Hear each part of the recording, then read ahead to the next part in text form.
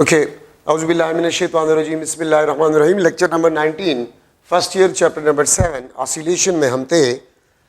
अब kinetic energy और potential energy and even total energy तक हम गए थे। मैं यहाँ पर लिख रहा हूँ काइनेटिक एनर्जी आपके पास जो है half M omega square X not square minus X square, ठीक है। पोटेंशियल एनर्जी आपके पास जो है half M omega square X square, और टोटल एनर्जी आपके पास जो था ये half M omega square X not square आपके पास बन जाएगा, ठीक है। दिस इज पोटेंशियल एनर्जी, ये टोटल एनर्जी, ये आपके पास काइनेटिक एनर्जी के इक्वेशंस थे, ठीक है। अच्छा, अब मैं थोड़ा सा आपको एमसीक्यूज के लेवल से कुछ ट्रिक्स बता रहा हूं इस एनर्जीज में। आप और से इसको देखें, kinetic energy is equal to half M V square, और आपको पता है V is equal to V not sine theta, ठीक है। तो मैं इसको लिख सकता हूं half M V not square sine square theta, ठीक है। अच्छा, और इसको मैं लिख सकता हूं kinetic energy is equal to half M V not square, V not आपके पास है, this is equal to X not square omega square into sine square theta. और देखिए, this is the total energy of a simple harmonic oscillator, ठीक है। ये आपके पास total energy of a simple harmonic oscillator is sine square theta, half m x not square omega square sine square theta. ये आपके पास kinetic energy को represent करता है। E is the total energy. Similarly, अगर आप पोटेंशियल एनर्जी को देखें तो half M omega square X square, इसको मैं लिख सकता हूं this is equal to half M omega square X not square cos square theta. Since X आपके पास जो है this is equal to X not cos theta, तो मैंने एक्स को रिप्लेस किया एक्स नॉट कॉस थीटा से, और फिर वही बात है कि ये आपके पास टोटल एनर्जी को रिप्रेजेंट करता है। तो मैं लिख सकता हूं potential energy is equal to total energy into cos square theta. Kinetic energy में आप लोग देखें total energy sine square theta है, पोटेंशियल एनर्जी में आपके पास एनर्जी कॉस स्क्वायर थीटा है, ठीक है। ये टोटल एनर्जी को रिप्रेजेंट करता है, ठीक है, दोनों इक्वेशंस में आपके पास। तो ये आपके पास kinetic energy is equal to energy sine square theta, potential energy आपके पास है this is equal to energy into cos square theta. अब देखिए, मैं मुख्तलिफ क्वेश्चंस आपसे कर सकता हूं। अगर मैं लिख लो MCQ, if simple harmonic oscillator is in between starting and mean position, अगर ऑसिलेटर आपके पास है between starting and mean position हो, ठीक है, देन मैं आपसे पूछ सकता हूं थीटा क्या होगा, फेज एंगल आपके पास क्या होगा, इंस्टेंटेनियस टाइम आपके पास क्या होगा, ठीक है। If total energy of simple harmonic oscillator is equal to E, then kinetic energy आपके पास क्या होगा, पोटेंशियल एनर्जी आपके पास जो है वो क्या होगा। ये मुख्तलिफ क्वेश्चंस आपसे पूछे जा सकते हैं। हाँ, मैं आपसे ये भी पूछ सकता हूं इंस्टेंटेनियस डिस्प्लेसमेंट आपके पास क्या होगा, इंस्टेंटेनियस वेलोसिटी आपके पास क्या होगा। ये मुख्तलिफ क्वेश्चंस आपसे पूछा जा सकता है। तो मैंने लास्ट लेक्चर में आपको बताया था कि अगर ये आपके पास स्टार्टिंग पोजीशन है, ये अपोजिट एक्सट्रीम पोजीशन है, ये आपके पास मीन पोजीशन है, ये आपके पास क्या है, मीन पोजीशन है, ठीक है। अच्छा, अब यहां से लेकर यहां पर थीटा आपके पास जीरो होता है या टाइम आपके पास जीरो होता है, यहां पर थीटा आपके पास 90 होता है और टी आपके पास t डिवाइड बाई 2 होता है। अगर मैं इसको भी हाफ करूं तो थीटा आपके ये 180, ये आपके पास 180 डिग्री होता है, ठीक है। और यहां पर थीटा आपके पास जो है दिस इज 90, और t बाई 2 को अगर आप हाफ करें ये t डिवाइड बाई 4 आपके पास होगा। अगर ऑसिलेटर आपके पास जो है वो मीन पोजीशन पे हो तो फिर इंस्टेंटेनियस टाइम आपके पास जो होगा वो t डिवाइड बाय 4 आपके पास होगा। चार्ज न होते देखे ना, ठीक है, तो ये आपके पास t डिवाइड बाई 4 होगा। अच्छा, अब ये देखिए आप लोग, अगर मैं इसको भी हाफ करूं, ये मीन पोजीशन, ये स्टार्टिंग पोजीशन, अगर मैं इस 90 को भी हाफ करूं, थीटा आपके पास 45 डिग्री होगा। Theta will be equal to 45 degree और t आपके पास जो है this will be equal to t divide by 4। तो क्वेश्चन में आपको बताया गया है कि simple harmonic oscillator is in between starting and mean position. If simple harmonic oscillator is in between starting and mean position means oscillator आपके पास यहां पर हो, तो देखिए आपको सब कुछ ये एंगल बताएगा। थीटा आपके पास है this is equal to 45 degree. Theta आपके पास किस चीज के बराबर है? ये 45 डिग्री के बराबर है। ठीक है, तो मैं थीटा लिख लूंगा 45 degree if the oscillator is in between mean and starting position, या 45 डिग्री को मैं लिख सकता हूं pi divide by 4। Pi divide by 4 मैं इसको लिख सकता हूं। अच्छा, अब x is equal to x not cos theta, cos 45 x not divide by √2। ठीक है, v is equal to v not sin theta, sin 45 आपके पास x not divide bye v not divide by under the root of 2 आपके पास होगा। अगर total energy आपके पास E एनर्जी हो तो फिर काइनेटिक एनर्जी आपके पास क्या होगा? तो अगर आप काइनेटिक एनर्जी को देखें तो काइनेटिक एनर्जी में आपके पास साइन स्क्वायर थीटा आता है, साइन स्क्वायर थीटा आपके पास आता है। और याद रखिए साइन स्क्वायर 45 डिग्री आपके पास हाफ के बराबर होता है। तो काइनेटिक एनर्जी टोटल एनर्जी का हाफ होगा, पोटेंशियल एनर्जी टोटल एनर्जी का हाफ होगा। और ये बात आप लोग याद रखें कि आपके पास थीटा अगर 45 डिग्री हो या पाई बाय 4 है तो काइनेटिक एनर्जी और पोटेंशियल एनर्जी आपके पास बराबर होंगे। काइनेटिक एनर्जी और पोटेंशियल एनर्जी आपके पास 45 डिग्री एंगल पे ये आपके पास बराबर होंगे।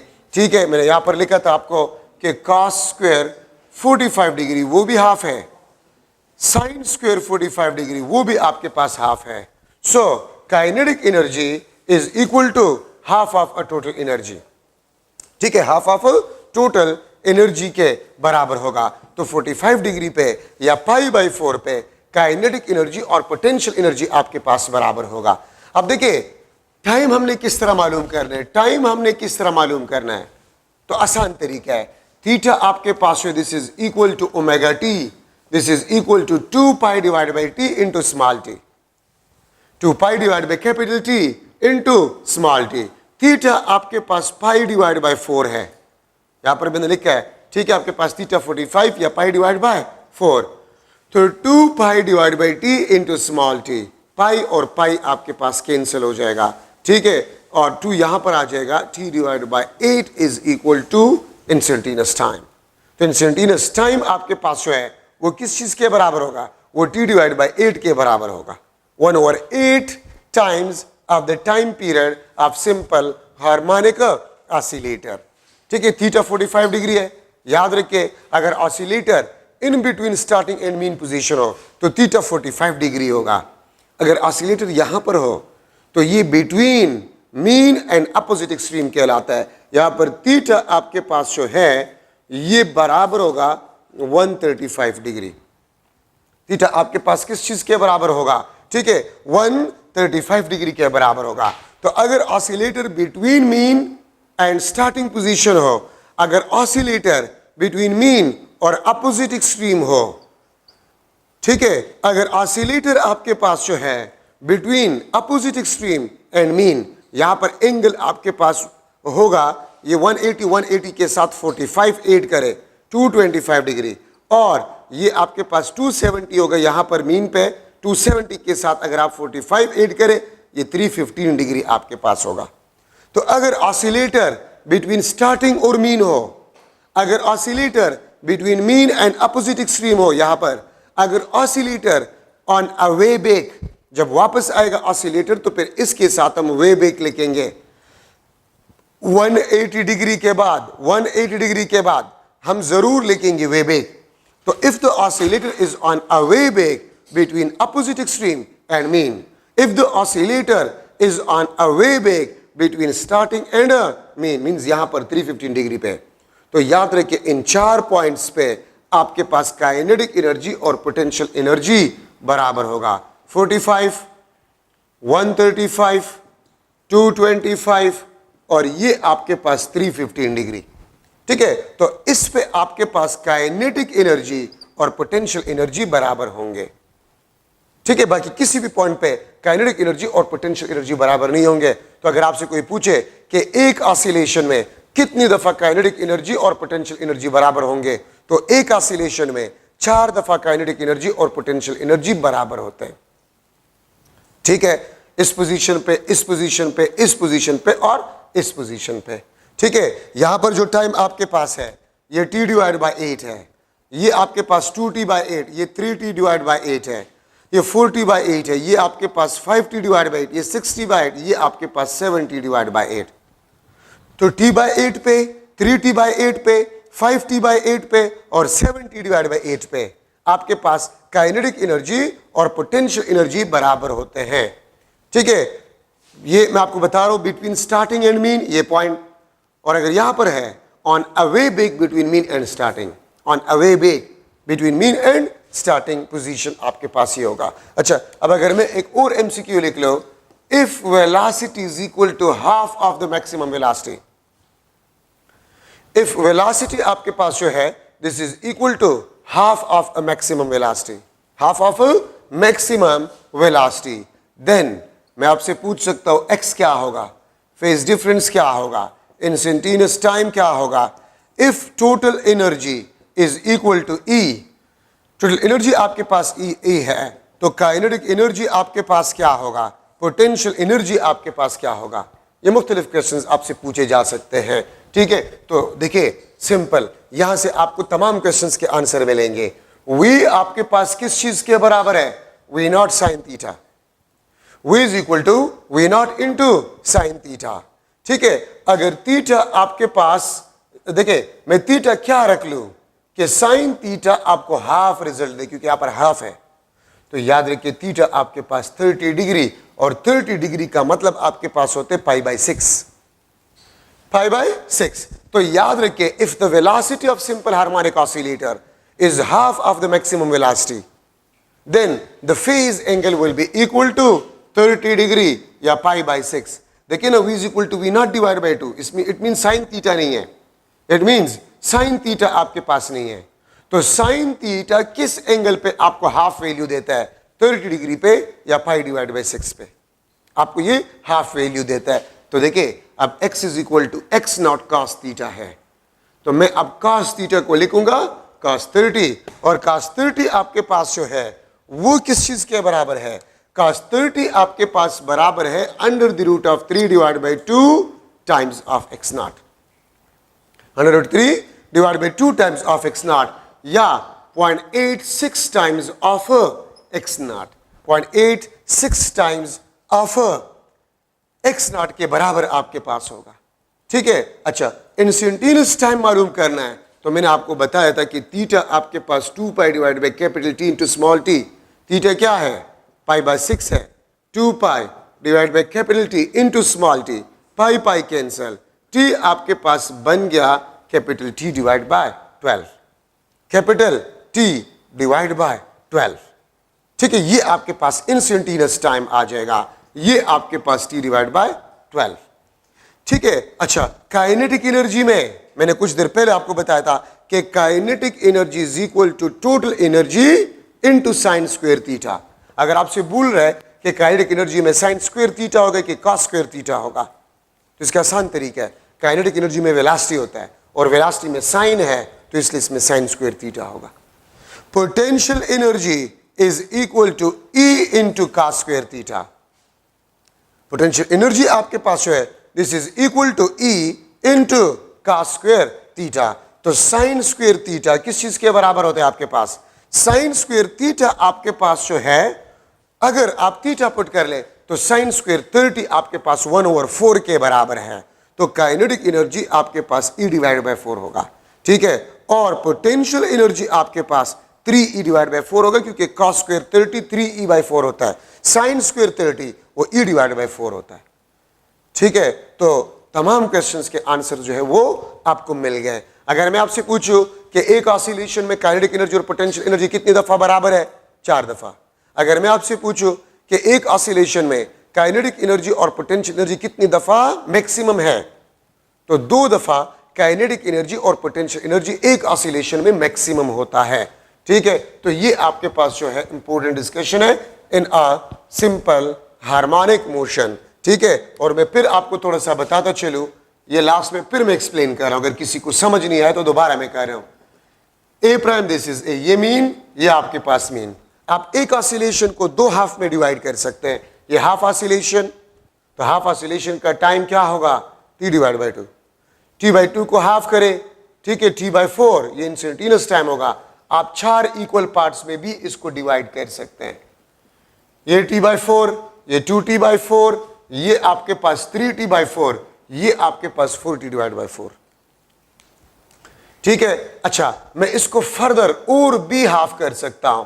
ये t/8, ये 2t/8, ये 3t/8, ये आपके पास 4t/8, ये आपके पास 7t/8, ये आपके पास 8t/8, ये 4t/8 आपके पास बना, ये 5t/8, ये आपके पास 6t/8, ये 7t/8, ये आपके पास 8t/8। तो आप एक ऑसिलेशन को 2, 4, 8, 16, 32, 64 इक्वल पार्ट्स में डिवाइड कर सकते हैं। ये वाला point between starting and mean, ये वाला point between mean and opposite extreme, ये वाला पॉइंट ऑन अवे बैक 180 के बाद या हाफ ऑसिलेशन के बाद on away back between mean and opposite extreme, ये point on away back between mean and starting position. ठीक है, तो इसको मैंने लास्ट में दोबारा आपके लिए थोड़ा सा डिस्कस किया। ठीक है, अगर किसी को समझना है तो मैं यहां पर लिख लूंगा वही बात दोबारा। x is equal to x0 cos theta, y is equal to v0 sin theta. Kinetic energy आपके पास total energy sine square theta, potential energy आपके पास E into cos square theta. ये आपके पास जो है इंपॉर्टेंट इक्वेशंस है और सारा कमाल थीटा में आपके पास है। अगर फेज एंगल का आपको पता चल जाए तो किसी भी क्वेश्चन का आंसर आप आसानी से बता सकते हैं। ठीक है, अच्छा, अब यहां पर हम डिस्कस कर रहे हैं मास स्प्रिंग सिस्टम। मास स्प्रिंग सिस्टम, ठीक है, अगर आप मास अटैच करें विद स्प्रिंग, अगर आप मास अटैच करें विद अ स्प्रिंग, ठीक है, और इसको आप एक्सटेंड करें और फिर छोड़ ले, it will start oscillation, it will start oscillation. Mass spring system में याद रखिए जो नेट फोर्स होता है वो आपके पास रिस्टोरिंग फोर्स होता है, और if there is a net force there will be acceleration. Restoring force minus k x, ये आपके पास minus k divide by m into x. ठीक है, और के भी कांस्टेंट है, एम भी आपके पास कांस्टेंट है। A is directly proportional to minus x. Acceleration is directly proportional to the displacement and acceleration is always directed towards the mean position. अगर मैं इस इक्वेशन को A is equal to minus omega square x से replace करूं, A is equal to minus omega square x से अगर हम replace करें, तो अगर आप इन दोनों को कंपेयर कर ले तो ओमेगा स्क्वायर आपके पास जो है it will be equal to k divide by m। Omega आपके पास जो है this will be equal to under the root of k divide by m, under the root of k divide by m। अगर stiffness of a spring आपके पास given हो और mass attached with a spring आपके पास given हो, आप angular frequency इस फार्मूले से मालूम कर सकते हैं। ठीक है, k stiffness of a spring या स्प्रिंग कांस्टेंट अगर गिवन हो और मास गिवन हो, आप एंगुलर फ्रीक्वेंसी इस इक्वेशन से मालूम कर सकते हैं। Angular frequency or angular velocity directly proportional to the stiffness of a spring if the mass is kept constant. Angular velocity is inversely proportional to the square root of mass if the spring constant is kept, the stiffness of a spring is kept constant. Ratios अगर आपने बनाना है तो omega 1 divided by omega 2 is equal to under the root of k1 divided by k2. Omega 1 divided by omega 2 is equal to under the root of m2 divide bye m1। ठीक है, तो angular frequency आपके पास है वो stiffness of a spring पे भी depend करता है और मास अटैच्ड विद स्प्रिंग पे भी डिपेंड करता है। Omega is directly proportional to the square root of k divide by m। Omega 1 divide by omega 2 is equal to k1 m2 divide by k2 m1। अगर stiffness को भी मैं double कर जाऊं और मास अटैच को भी डबल कर जाऊं तो एंगुलर फ्रीक्वेंसी और एंगुलर वेलोसिटी में कोई चेंज नहीं आएगा। तो एंगुलर फ्रीक्वेंसी और angular velocity depends upon spring constant या stiffness of a spring and mass attached with a spring. ठीक है, तो ये आपके पास एंगुलर वेलोसिटी। अगर आप टाइम पीरियड की इक्वेशन को देख ले, उसी से अगर आप निकाले तो 2 pi m divide by k under the root और फ्रीक्वेंसी आपके पास जो होगा 1 divide by 2 pi under the root of k divide by m। ठीक है, तो मैं यहां पर लिख सकता हूं, T is directly proportional to the square root of mass if the spring constant K is kept constant। अगर K आपने constant रखा हुआ है तो T is directly proportional to the square root of mass। यहां पर मैं लिख सकता हूं T1 divided by T2 is equal to under the root of M1 divided by M2। अगर मैं मास को डबल कर जाऊं time period will be under root 2 time increase, क्योंकि इस पे अंडर रूट है। अगर मैं मास को 4 टाइम इंक्रीज कर जाऊं तो 4 under root 2 time period will be double. अगर मैं मास को हाफ कर जाऊं time period will be under root 2 time decreases. ठीक है, और इसी तरह मैं लिख सकता हूं time period is inversely proportional to the square root of k if the mass attached is kept constant, या T1 divided by T2 is equal to under the root of K2 divided by K1। ठीक है, ये बात आप लोग याद रखें। तो देखिए, अगर आप मास को डबल कर जाए टाइम पीरियड आपके पास अंडर रूट 2 टाइम इंक्रीज। अगर आप मास को हाफ कर जाए टाइम पीरियड आपके पास अंडर रूट 2 टाइम डिक्रीजेस। और अगर आप मास को भी डबल कर जाए और स्टिफनेस को भी डबल, m से आपने मास 2m कर लिया और k से आपने स्टिफनेस ऑफ स्प्रिंग 2k कर लिया, तो फिर आपके पास टाइम पीरियड और फ्रीक्वेंसी जो है वो आपके पास क्या होगा। ठीक है, वो आपके पास क्या होगा। तो अगर मैं मास को भी डबल कर जाऊं और k को भी डबल कर जाऊं तो टाइम पीरियड आपके पास it will be remain same. Mass m मैंने अटैच किया था एक स्प्रिंग के साथ जिसका स्टिफनेस k था। अगर m को मैं 2m से रिप्लेस कर जाऊं और k को 2k से रिप्लेस कर जाऊं, what will happen to the time period and frequency? It will remain same. तो ये आपके पास फ्रीक्वेंसी k के under root directly proportional under root mass के इनवर्सली प्रोपोर्शनल है आपके पास। अगर सस्पेंडेड मास स्प्रिंग सिस्टम हो,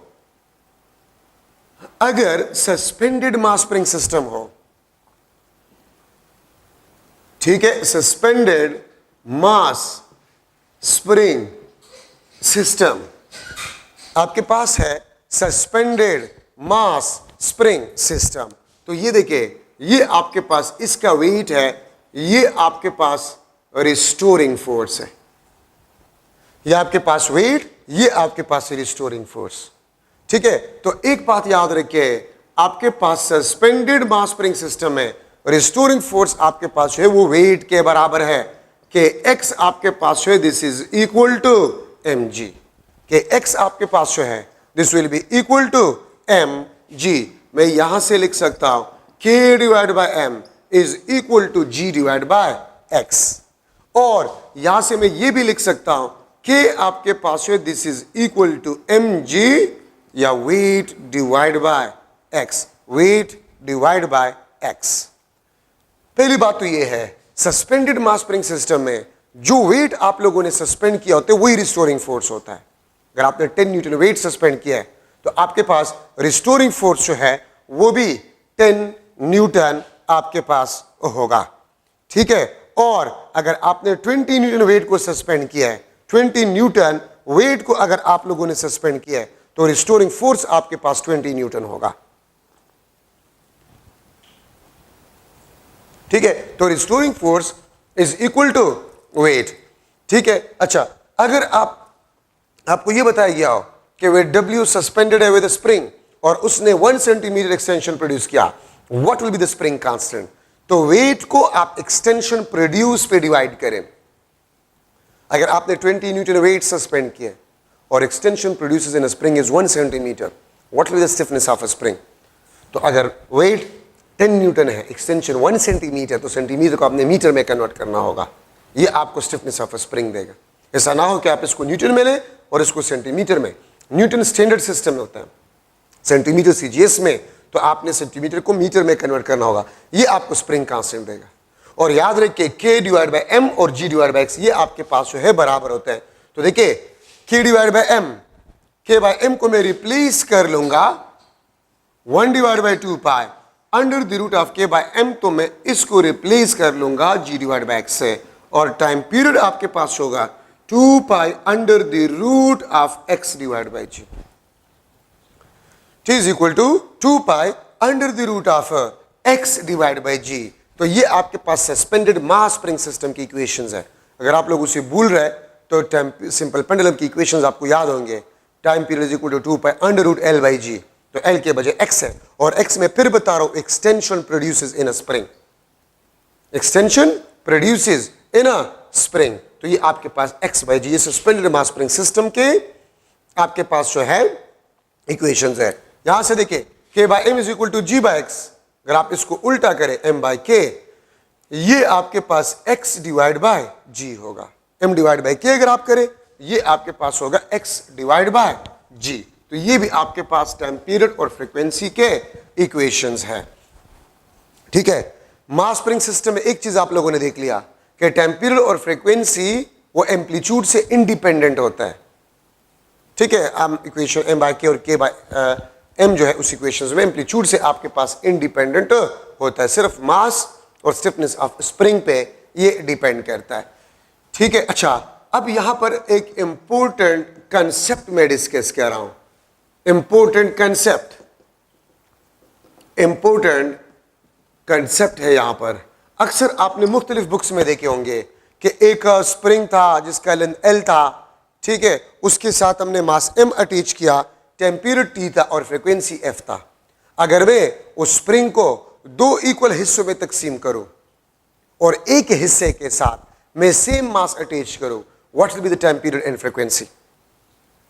अगर एक स्प्रिंग को मैं 4 इक्वल हिस्सों में तकसीम करूं और एक हिस्से के साथ मैं सेम मास अटैच करूं, सेम मास, एक हिस्से के साथ मैं सेम मास अटैच करूं, what will be the time period and frequency? Time period और फ्रीक्वेंसी आपके पास क्या होगा? इस किस्म की क्वेश्चंस आते हैं, उसका मैं आपको आसान तरीका बता रहा हूं। इंपॉर्टेंट कंसेप्ट, ठीक है, और इंपॉर्टेंट कंसेप्ट में एक बात याद रखिए, stiffness of a spring, this is inversely proportional to the length of a spring. Stiffness of a spring is inversely proportional to the length of a spring. ठीक है, तो अगर आपके पास एक स्प्रिंग हो, उसका लेंथ L हो, स्टिफनेस K हो, अगर मैं उस स्प्रिंग को 2 इक्वल हिस्सों में तकसीम करूं, 2 इक्वल हिस्सों में, तो एक पार्ट का लेंथ क्या होगा? L by 2।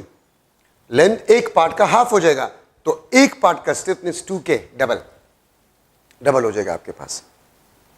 एक स्प्रिंग था, उसका लेंथ L था, स्टिफनेस K था, अगर उस स्प्रिंग को मैं 3 इक्वल हिस्सों में तकसीम करूं, 3 इक्वल हिस्सों में, तो एक पार्ट का स्टिफनेस L बाई 3, एक हिस्से का लेंथ L बाई 3, स्टिफनेस आपके पास 3K होगा। स्टिफनेस आपके पास क्या होगा? 3K होगा। अगर मैं एक स्प्रिंग को 4 इक्वल हिस्सों में तकसीम करूं, तो एक पार्ट का लेंथ क्या होगा? L by 4, stiffness 4 time increase. अगर एक स्प्रिंग था, उसका लेंथ L था, स्टिफनेस K था, उसको मैंने 9 इक्वल पार्ट्स में डिवाइड किया, 9 इक्वल पार्ट्स में, तो एक पार्ट का स्टिफनेस क्या होगा? एक पार्ट का स्टिफनेस 9K।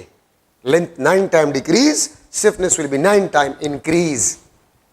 अगर लेंथ को मैं डबल कर जाऊं, stiffness will be half. Length को मैं 10 टाइम इंक्रीज, स्टिफनेस आपके पास 10 टाइम डिक्रीज हो जाएगा। ठीक है, तो K is inversely proportional to length of a spring. अब मैं लिख सकता हूं, आपको पता है कि T is inversely proportional to the square root of K, तो मैं लिख सकता हूं T is directly proportional to the square root of L, और फ्रीक्वेंसी आपके पास जो है, this is inversely proportional to the square root of L। ये आपके पास ट्रिक है इस किस्म के क्वेश्चंस का। ठीक है, अब मैं अगर क्वेश्चन रिपीट करूं, स्प्रिंग था, उसका लेंथ L था, उसके साथ हमने मास M अटैच किया था, टाइम पीरियड T था और फ्रीक्वेंसी F था। टाइम पीरियड T था और फ्रीक्वेंसी आपके पास F था। अगर मैं उस स्प्रिंग को दो इक्वल पार्ट्स में डिवाइड करूं और हाफ के साथ मैं सेम मास अटैच करूं, what is the time period and frequency? तो अगर आपने दो इक्वल पार्ट्स में डिवाइड किया तो एक पार्ट का लेंथ क्या होगा? हाफ होगा ना। Time period under root 2 time decrease, frequency will be under root 2 time increase. एक स्प्रिंग था जिसका लेंथ L था, उसके साथ हमने मास M अटैच किया था, टाइम पीरियड T था और फ्रीक्वेंसी आपके पास F था। अगर उस स्प्रिंग को मैं 4 इक्वल हिस्सों में तकसीम करूं, स्प्रिंग को 4 इक्वल हिस्सों में मैं तकसीम करूं और एक हिस्से के साथ मैं सेम मास अटैच करूं, एक हिस्से के साथ मैं सेम मास अटैच करूं, what will happen to the time period and frequency? तो लेंथ 4 टाइम डिक्रीज, तो 4 का अंडर रूट क्या होता है? 2, तो length 4 time decrease, L by 4, L by 4 under root means 2। ठीक है, तो आपके पास जो है टाइम पीरियड हाफ हो जाएगा, फ्रीक्वेंसी विल बी डबल। एक स्प्रिंग था, उसका लेंथ L था, टाइम पीरियड T था, मास M हमने अटैच किया था, टाइम पीरियड T तो और फ्रीक्वेंसी F था। अगर उस स्प्रिंग को हमने 16 इक्वल पार्ट्स में डिवाइड किया, 16 इक्वल पार्ट्स में, और एक पार्ट के साथ हमने सेम मास अटैच किया, तो देखिए 16 पार्ट्स, तो एक पार्ट का लेंथ L by 16 और इस पे अंडर रूट है, तो 16 under root 4, time period 4 time decrease, frequency 4 time increase. Same mass अगर अटैच हो, अगर मास भी आपको चेंज दिया गया है, ठीक है, तो फिर मैं लिख सकता हूं T is directly proportional to the square root of LM and frequency आपके पास जो है this is inversely proportional to the square root of LM। T is directly proportional to the square root of LM. Frequency is inversely proportional to the square root of LM. अब इसमें किस तरह questions बनते हैं? एक spring था जिसका length L था और मास M हमने अटैच किया, टाइम पीरियड T था, फ्रीक्वेंसी आपके पास F था।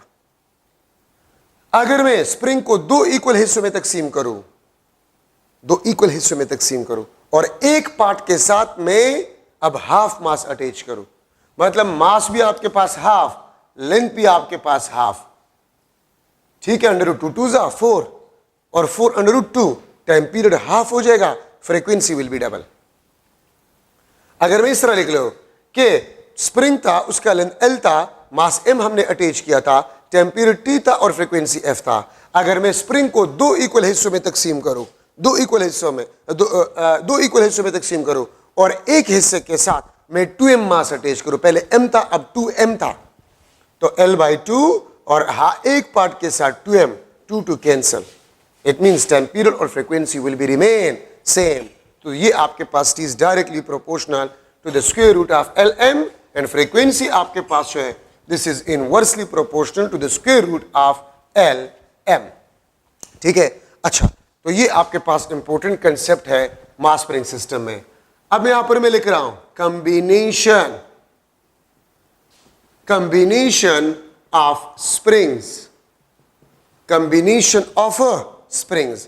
फर्स्ट आपके पास जो है सीरीज कॉम्बिनेशन,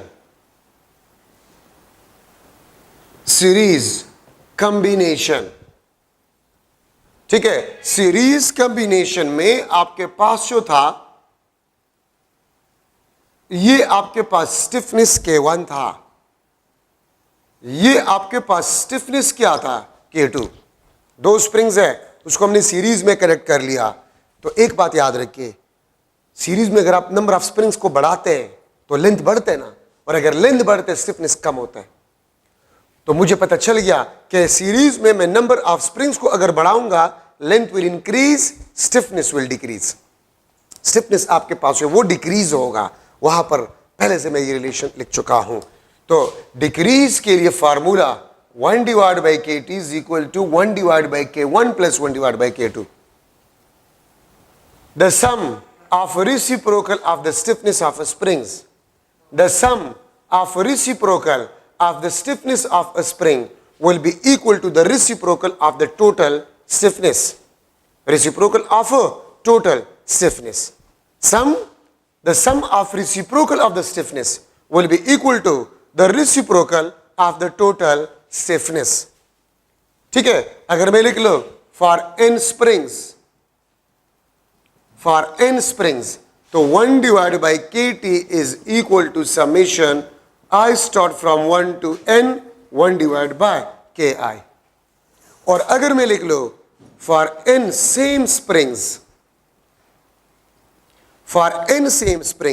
तो kt आपके पास होगा it will be equal to k divide by n. n आपको नंबर ऑफ स्प्रिंग्स के बारे में बताता है. 10 स्प्रिंग्स है, each of stiffness k. 10 springs है, each of stiffness k, and we connect them in series. What will be the stiffness of the combination? तो k divided by 10. 5 springs है, each of stiffness k, और उसको हमने series में connect कर लिया. What will be the stiffness of the series combination? k divided by 5.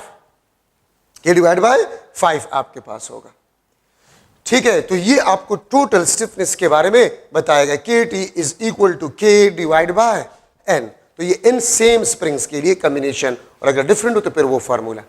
और इसका मतलब ये है कि सीरीज कॉम्बिनेशन में स्टिफनेस डिक्रीज होगा अगर नंबर ऑफ स्प्रिंग्स आपके पास इंक्रीज होगा. ठीक है, और क्यों? नंबर ऑफ स्प्रिंग्स आप बढ़ाते तो लेंथ बढ़ते हो, अगर लेंथ बढ़ते स्टिफनेस कम होगा.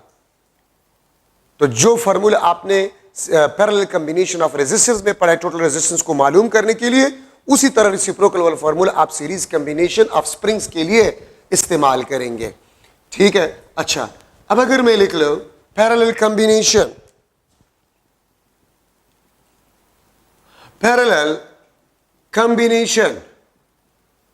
अगर आप दो या दो से ज्यादा स्प्रिंग्स को आप पैरेलल में लगा लें, ये आपके पास स्टिफनेस K1, ये आपके पास स्टिफनेस जो है दिस इज अ K2, ये आपके पास K1, ये आपके पास K2.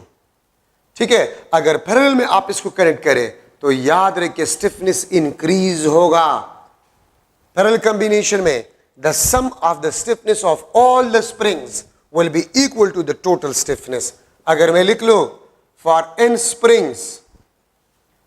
स्प्रिंग्स kt आपके पास होगा summation I start from 1 to n, ये आपके पास ki होगा. ठीक है, और अगर मैं लिख लो फॉर n सेम स्प्रिंग्स, अगर n सेम स्प्रिंग्स हो तो kt आपके पास होगा it will be equal to nk. तो पैरेलल कॉम्बिनेशन में स्टिफनेस इंक्रीज होगा, सीरीज कॉम्बिनेशन में stiffness will be decreases. 10 springs है, each of stiffness k, we connect them in parallel. What will be the stiffness of the combination? तो 10k, और अगर series में हो तो k by 10. ये आपके पास पैरेलल कॉम्बिनेशन ऑफ स्प्रिंग्स, और पैरेलल कॉम्बिनेशन में the sum of stiffness of springs will be equal to the total stiffness of the combination. ठीक है, अब देखिए मैं अगर इस पे एक MCQ बना लूं कि मास m attached with a spring of stiffness K. ठीक है, mass m attached with a spring of stiffness K, time period and frequency is T and F. If spring cut into two equal parts, spring को हमने काट लिया है 2 equal parts में, and connect them parallel. ठीक है, इसको हमने पैरेलल में कनेक्ट कर लिया, connect them parallel. Then time period and frequency will be dash. Time period और फ्रीक्वेंसी आपके पास जो है वो क्या होगा? ठीक है, तो ए ऑप्शन आपके पास जो है टाइम पीरियड और फ्रीक्वेंसी आपके पास क्या होगा? TF. B option T/2 2F. C option T/4 4F. D option आपके पास जो है that is 4T into F divide by 4. ये आपके पास मुख्तलिफ ऑप्शंस है, ठीक है। मास m हमने अटैच किया with spring of stiffness k, time period आपके पास t and frequency is f. If spring cut into two equal parts and connect them parallel, then time period and frequency will be dash.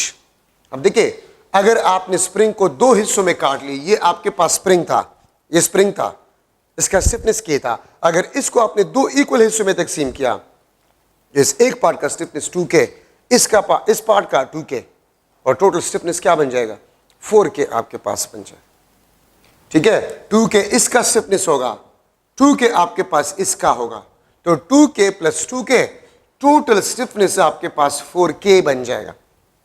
मैं फिर repeat कर रहा हूं, spring था, उसका length l था, स्टिफनेस k था, और हमने मास m अटैच किया था, टेम्परेचर t था एंड फ्रीक्वेंसी f था।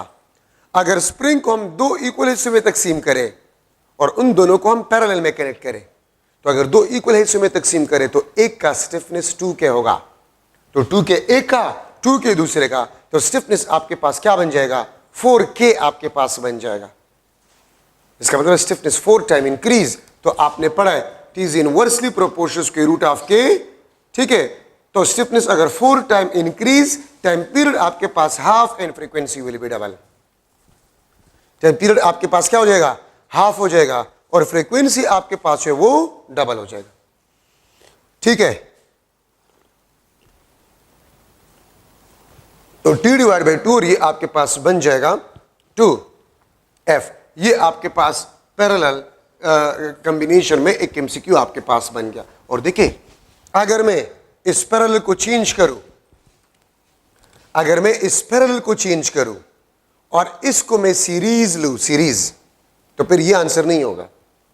फिर कौन सा आंसर होगा, तो अगर स्प्रिंग को आपने दो हिस्सों में तकसीम किया और फिर आपने उसको सीरीज में लगा लिया, तो वही स्प्रिंग बनाना, फिर आपके पास ये आंसर होगा सीरीज में।